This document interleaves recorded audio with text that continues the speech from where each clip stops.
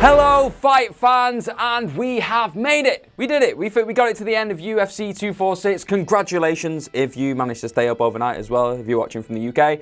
If you're in America, you're just very lucky, aren't you? And which of you had Cerrone to go the distance, by the way, to grind out a win? Yeah, about that. So yeah, let's... We're going to get there. We're going to get to that incredible main event, which probably on paper kind of unfolded the way it should have, really. But yeah, as a whole, this event had a lot. It had a little bit for everyone. You had some kind of wars of attrition. You had some submission victories. You had new contenders popping up all over the place. And you had a bit of a shock as well. Well, a couple of shocks across the board. But rest assured, we will get there. For now, it is time to take a look back over UFC 246 and decide which bits deserved an up and which bits deserved a down. Okay, so it's going to be quite difficult to go through every single fight on that card, on that preliminary card at least, because we haven't got all day. So I'm going to start off with Alexei Kelleher versus Justin Ledet, that 3-round light heavyweight clash that we saw there early on in the overall card, the grand scheme of things. Yeah, I felt like it was a weird one because Alexei Kelleher had such a kind of big welcome to the UFC stage with that stunning flying knee knockout that he had on the Dana White Contender Series. So there was a lot kind of coming in. You had a lot of expectation. You thought, oh, is there going to be a flash knockout? Is there going to be this impressive kind of show of force? No, not really. He ground out a decision victory. It's still a victory. He's still undefeated. Still 6-0 in MMA, but it kind of left a lot to be desired. The guy still looked good, and it was kind of a good showing for him across the board. But you can kind of see in the way I'm delivering all this right now, because it was just that. It was a bit meh. It just didn't really do a lot for me personally. So straight away, I'm going to give that a bit of a down. Yeah, wasn't a massive fan of that. I think he's got a lot more to show going forward. He's a little bit green right now. I think he had a bit of octagon jitters as well. I felt like he kind of big night jitters. It was a huge big night. First night for him, and he was on that kind of card. It's massive. So yeah, I feel like when he kind of eases into himself and kind of figures out what the whole thing is, the whole scene of the UFC, when he kind of finds himself in a more comfortable situation, he's going to be quite a fighter. But based on tonight, based on that night that happened then, I just know it's going to down from me. Okay, moving swiftly on, we're going to go to the Drew Dober versus Nasrat Haqparast fight. This kind of came out of nowhere, really, because all the hype was back in Nasrat. He was the high, kind of heavy favourite coming into that fight. Everyone was high on him. They just thought, yeah, this guy's he's gonna go very far in this division. Yeah, he's gonna just steamroll Dober. Dober's what, 31? Nasrat's 24. They just thought, yeah, he's the rising star of this division. Didn't work out that way. He was throwing flurries. He was throwing just kind of bombs left, right, and centre, and he didn't really look in control of himself. Again, it looked like a kind of octagon jitters thing. It was odd. He looked nervous, and he was just trying to put him away in whatever way possible. He didn't kind of compose himself, where Dober looked experienced. He looked like he could handle the stage, and he kept himself composed, and he was picking his shots. And even Joe Rogan said it on commentary. He said that's something that he kind of quite likes about Dober. It's an underrated quality that he has. When you have these firefights, you have these kind of slobber knocker brawls, fists going everywhere, he doesn't lose his head. He just sees his openings and picks his shot. And that's exactly what happened. He picked his left, bang, caught the man, dropped him down, just clobbered him into submission. So he was an underdog going in, but he just proved you kind of keep your head on that big stage. That's half the battle in these huge events. You've got to try and keep your head. You've got all these screaming fans trying to get inside your head, trying to put you off.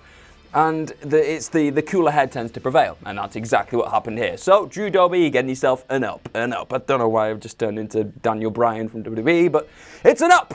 Also, really quickly, Dober has now won 4 of his last 5 fights. So does that pretty much make him one of the dark horses in that lightweight division? I think it does. I think we have to start talking about him now. Maybe if he takes on a top contender now, maybe a top 10 fighter in that division, if he beats him, I don't know. I'd love to see that. The guy's hitting his peak right now, and he's at this point in his career where if it's not going to happen now, it's never going to happen. So all power to you, Dober. You're still keeping you up. You're doing very well. Okay, now we make our way to the men's flyweight fight on that preliminary card. It was Tim Elliott versus Askar Askarov. This was an interesting clash because you just had this flash knockout that happened with Dober, and then this was a real back and forth battle. I mean, if you're not a massive fan of kind of like lightweight fighting and the rest of it, the smaller guys and the smaller girls kind of going at it, this is a massive advert. This is a brilliant advert for this kind of fight. They were on the feet at one point and they were kind of going, yeah, it was any man's game and they were picking the shots perfectly. Elliott's an odd one because Elliott's got such a kind of unorthodox way of approaching in terms of style, in terms of being on the ground, constantly switching his stances, making it really awkward. He's actually called Awkward MMA on Twitter, if you didn't know that. So he really enjoys that, making making life difficult for his opponent, and not so his opponent doesn't really know what's coming next. And that was the case for large portions of this fight, but then Askarov kept just picking him off.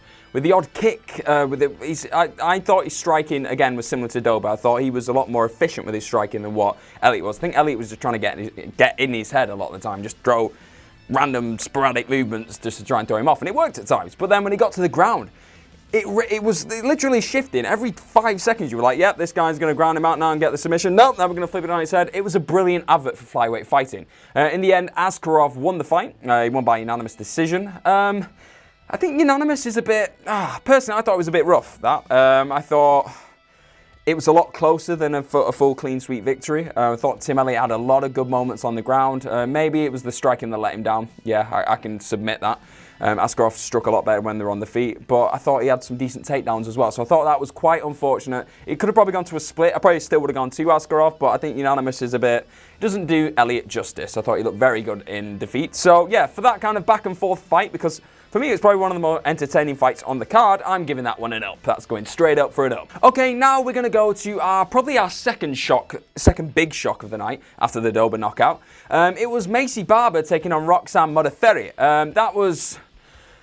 everyone really had this coming in. They had it going one way. This rising star, this incredible young talent who had her eyes set on becoming the youngest fighter to win a championship in the UFC. She had these huge plans, and then she was coming up against the veteran, coming up against somebody who didn't really. Nobody backed her. She was the lowest underdog on that card. That's astounding. She was the person ranked least likely to win a fight, pretty much, on the card. But she did it. Yeah, so the fight kind of unfolded in quite a surreal way. So you know Barber's been this kind of fighter that goes straight in and she'll just kind of overcome her opponent and batter her into submission with some really devastating strikes. And then when she gets to the ground, she just ground and pounds and clobbers her opponent into pieces, into literal oblivion, just splatters her on the floor. That didn't happen. Modafferi straight away, she was standing up. She was boxing so well. That's not her game, really. I wouldn't class that as her strong suit. She's a veteran. She's been around for years, but she's known for being a bit of a grappling expert, where she stood and she traded and she caught with some devastating shots. And obviously, when she took her to the ground, it was that's her ballpark. But Barber never got the chance to kind of seize control fully, get on top and kind of lay into and get that ground and pound game going. She didn't get that chance. Modafferi just kept things moving. It was a brilliant strategy. It was a tactical masterclass, in my opinion, from Modafferi.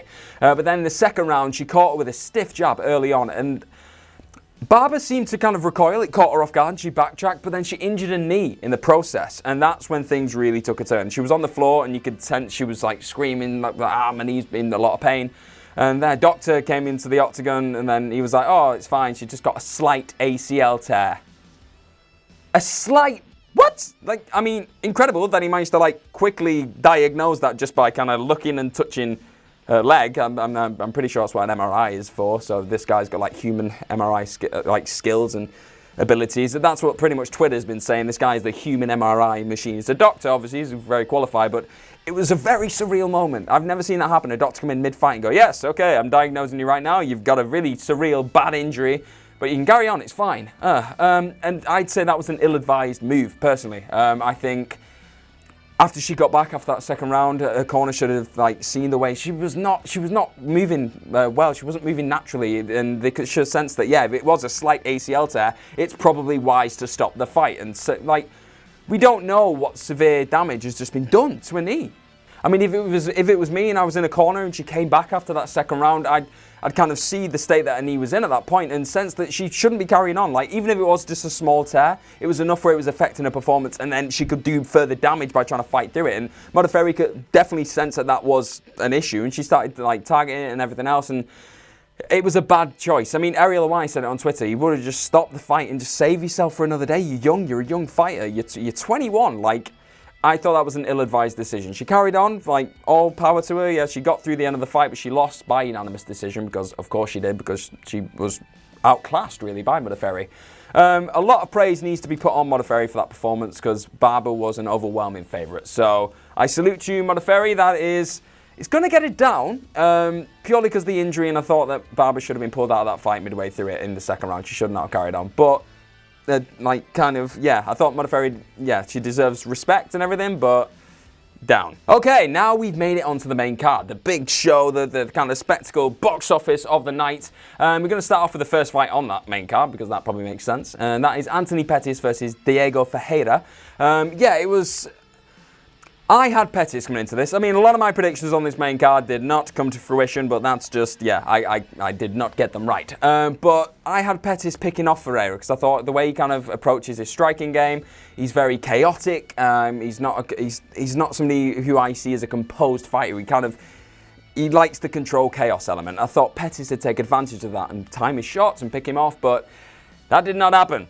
Instead, he kind of got smothered pretty early on. Ferreira clobbed him up against the wall and grappled him to the ground, got his back instantly. Pettis got, again, it was very similar to the Modafferi thing in the fact that he just got outclassed. I think there were large portions of this fight where it was frustrating to watch Pettis because you know what kind of potential he has, and he's got such an incredible ability to throw out these surreal strikes and flash knockouts. He's got that in his back pocket. But in this fight, he was just pacified completely. All power to Ferreira. I thought he looked incredible all the way through this fight. He dominated from, I nearly said bell to bell, but it didn't last bell to bell because we got into the second round and yeah, Pettis didn't learn from any of his mistakes. He got himself taken to the ground again, got put on, well, he had his back taken, and then yeah, he got neck cranked out. It was looking like he may have found a way to kind of dig himself up, but yeah, he started to slowly apply the pressure, and Ferreira got his first submission inside the UFC. Like I mentioned a couple of videos back, Ferreira's got an incredible backlog of submission victories in his career up to UFC, prior to UFC, but he's not actually earned one inside of the UFC yet. That has all changed. Yeah, so he's now on a 6-fight winning streak. I think it's the third or fourth longest active streak in the UFC right now. All power. Again, I've said it a couple of times in this video, all power to Ferreira, but I think he's a likable guy at the end of the day. He was giving his interview at the end. If you watched any of the embedded videos, he was there with his family. His wife was training him as well. He just seems like a really likable, nice guy, but it's just quite sad to see where Anthony Pettis, where's he go now? Because I think it's sad for a lot of us because we just know how good a fighter he could be. He's only 31 at the end of the day. He should be in his prime, but he must be falling out of that top 10 now. Unless he pulls out an incredible performance against another high-ranked fighter going forward, but there's no guarantee he's going to get that fight unless he's probably going to end up going up against another youngster now wanting to get a big name under his belt, which if he can stifle that and he can get himself back up, great. But I don't want to see Pettis like wrote off now and like say, oh, he needs to retire or go to Bellator. It's not a knock on Bellator, but that's what seems to happen now. A couple people lose fights in UFC, they jump off to Bellator or one championship or something.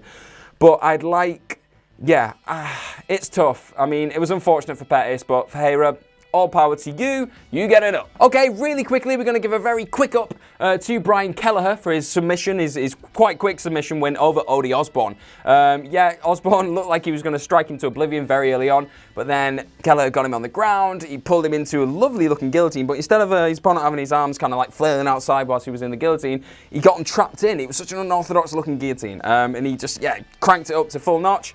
Won the fight, fair play to him, but then he would get an extra up really, but the best moment of the fight was after it when he had the interview with Joe Rogan.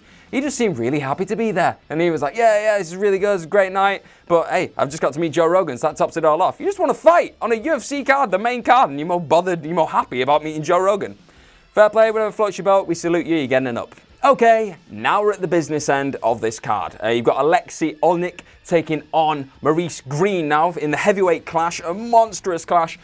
Again, I had Maurice Greene coming into this fight, and I've been forced to eat my words. I just didn't see Oleinik going toe-to-toe with him, kind of standing up and striking. I thought if that was the case, Greene would just batter him and just kind of, his strikes are fantastic. He's so fluid. Again, I said it in one of my other videos, he moves like a light heavyweight. I thought it'd be too much for him. But Oleinik is he's a wily dog. What happened, he got kind of rocked early on by some vicious strike, a vicious kick from Greene. But then he clocked it straight away, went, nope, that's not happening again. So when Greene missed another kick, he took him down. He grappled him into submission, took him to the floor, and cranked on this kind of headlock submission. And it looked to the point I thought Greene's head was going to pop off. I was pretty sure. I was pretty worried for him. I thought he showed incredible toughness. It's something that we've not seen enough of Greene, not through any fault of his own, he's just not been in those positions in the UFC. But we've not seen him put into that kind of really contentious position where you're thinking, oh my God, is this going to be the end?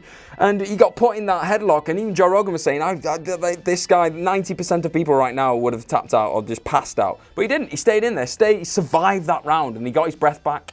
He sat in his corner, and you were thinking, okay, he might be able to get a second wind here and stand up, learn from his mistakes, do not let him grapple you. So what did he do? He let him grapple him, and he took him to the ground. And yeah, it was the beginning of the end. They were both absolutely shattered at this point. They were just puffing gas. Oleinik, you could tell his arms were tired out because he'd been cranking up that pressure for so long with that headlock. And Rogan again mentioned this throughout all the way through the fight. He said that expends a lot of energy. He's going to be out. He's just going to be blowing. And he was visually panting all the way through that fight towards the end anyway. And then he got this armbar in.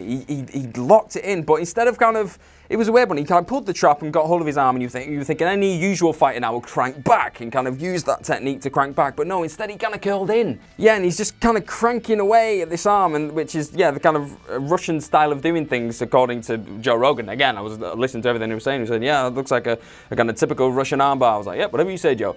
So he kind of cranked it in, and then Green had no choice. He just had to tap out. So again, another prediction completely out the window. But what does this mean now going forward? Does Green slide back down the rankings? He's going to need... he's in a bit of a rough spot now. I don't know who he's going to be lined up against next. It's a shame because I really like the crochet boss. I think he's really cool, and he's quite good at crocheting as well. And he's quite a character. And we need more characters in the UFC. I like that. Whereas Oleinik, I think he's... I think apparently the Verdun fight, the Fabricio Verdun fight, is going to be kind of linked. So that'll be interesting. I want to watch that, but... he's just defying age. Like I said, he's fought through 4 decades at this point. He's got 72 fights under his belt. That's mind-blowing. All power, again, I've said all power a lot throughout this video, but all power to Oleinik. I thought that was an incredible performance. Top up to you. Okay, so before I really get into this one, the Holm versus Raquel Pennington bantamweight clash, it is going to get a down, but that's not because of who actually won the fight. It's more... the way the fight turned out, really. You got Holm, who's probably one of the best strikers, if not the best striker in that women's bantamweight division. And she didn't use any of it. She showed off some brilliant kind of grappling skills, and she's obviously learnt an awful lot, and she's come a long way from the fight. But even when she had this first fight with Raquel Pennington on debut in 2015, she's come a long way since then. And the entire fight was pretty much a clinch match, which it is what it is. It's a way of winning a fight, I guess, because she did. But the fans were bored, like they were booing all the way through it because it was tactical, and Raquel Pennington had this opportunity. I said going into this fight, if she can close the space down, keep the pressure on her, and kind of sneak a few shots, maybe get her down for the submission, she could win this fight. The pressure was there, everything was closed down, but Holm completely outmuscled her, and that wasn't her game coming into this. Raquel Pennington was kind of beaten at her own game, which was odd to see. I didn't see that coming. Holm confessed. She confessed at the end of the fight that it wasn't her best performance, which... it wasn't her most stunning performance by any means. She didn't blitz her or knock her out with a high kick or anything like that. She didn't really throw many strikes at all. She caught her with a vicious kind of leg kick at one point, but that was it. But I'd still say it was a decent performance. It was decent because she showed that she's added something else to her toolkit. She's become a bit more of a well-rounded fighter. She's 38 now, so... I think if she's ever going to get another shot at the championship, it's probably going to be this year at some point, hopefully maybe against Amanda Nunes, but it was just very underwhelming.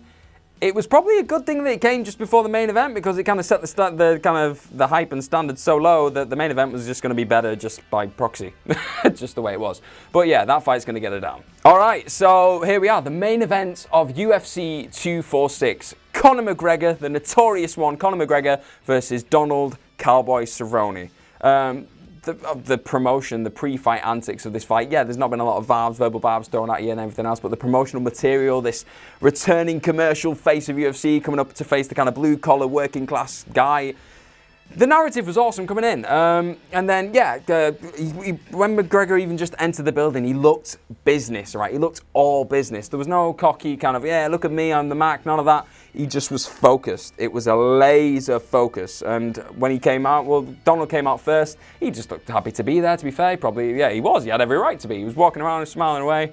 And then as soon as Conor's music started playing, boom, stoic focus. He was letting it all wash over him, the kind of scenario that he was just about to go into.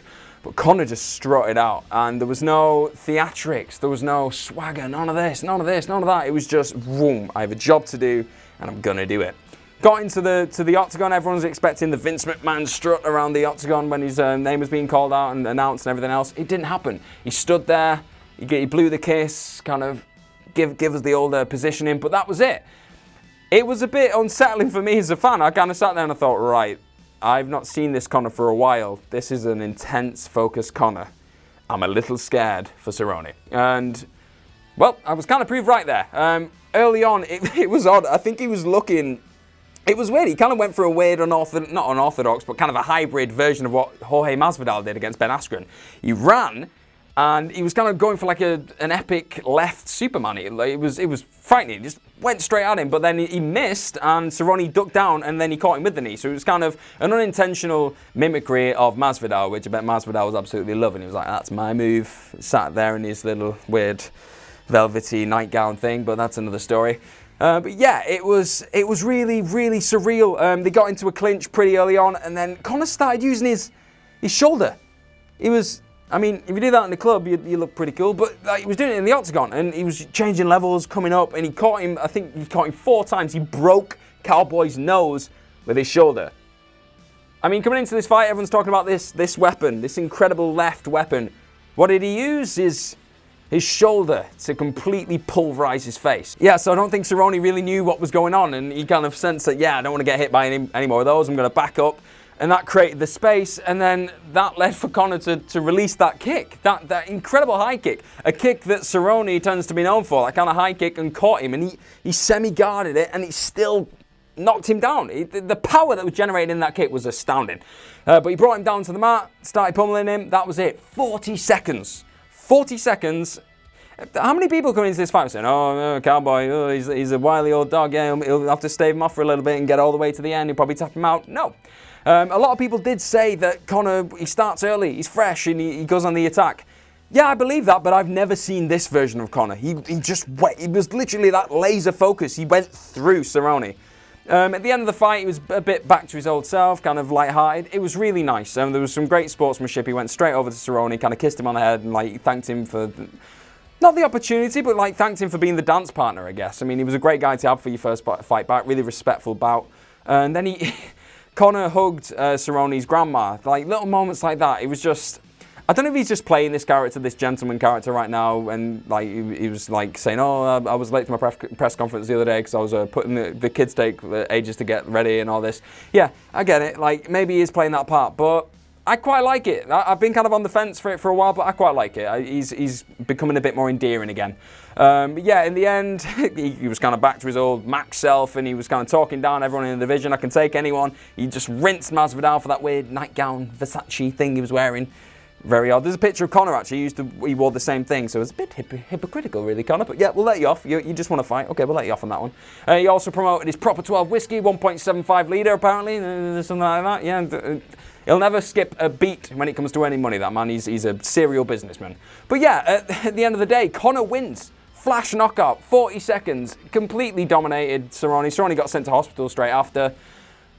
I mean, on paper, that was probably to be expected. Those two at lightweight, you'd expect that. So at welterweight, what else are you expecting? He's got more weight in him. But Conor looked really good at welterweight. And that's the other takeaway from this. He looked good. And Dana even came out straight afterwards in an interview and said, yeah. He said it in the post-fight presser. He said, yeah, anything I just said about Conor, all in the weeks coming up to this, saying he shouldn't be in this division, yeah, I take it all back. He looked incredible. He's still got the power in his left. The speed's there. The timing's there. Would he be all right against Usman?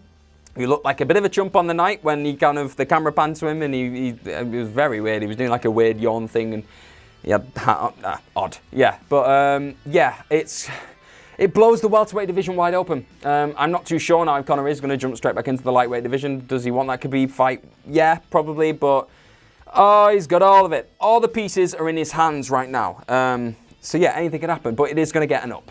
Up, up, up. Yeah, so that is our UFC ups and downs. It was a decent card. Like I said, he put a lot of exposure on a lot of younger stars. Some veterans got some epic wins as well. The Oleinik and Modafferi fights, they both showcased that they've still got it. like they ever lost it, really. But yeah, I really like that card overall. Had a little bit for everyone. And then the Mac is back. Return of the Mac. He is back. What is next? Where does he go from here? Does he take on Usman? Does he take on Masvidal? Does he go for Khabib? Anything can happen, and I cannot wait to find out what does. Right, and I'm going to sign off by saying thank you very much for tuning into this UFC 246 version of Ups and Downs. I've been Gareth Morgan from What Culture Combat. Please do not forget to like, share, and subscribe to everything here at What Culture. Hopefully I will see you in the future, and hopefully we will be back with another Ups and Downs episode for the next UFC card. I'll see you soon.